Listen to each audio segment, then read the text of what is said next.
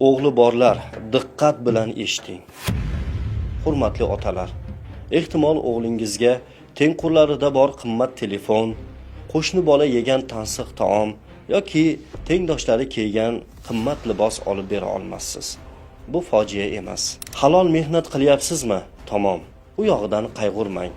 Ammo siz qayg'uradigan va halovatingizni yo'qotadigan boshqa gap bor. O'g'lingizni zinhor va zinhor asalim va shakarim deb erkalamang. Arslonim deng, arslondek bo'lsin.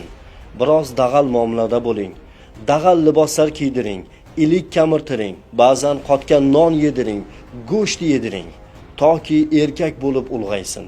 Toki dushmanlar oldida to'kilmasin, muammolar va musibatlar oldida yiqilmasin, munofiqlar va nomardlar oldida bosh egmasin.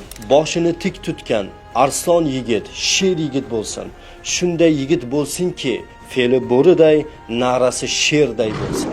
Gulbachcha, yumshoq bola, nozik yigit bo'lmasin. Oilasini, zaiflarni, mazlumlarni, vatanini himoya qiladigan, so'zi ham, qo'li ham, aqli ham, tili ham, ilmi ham botir yigit bo'lsin.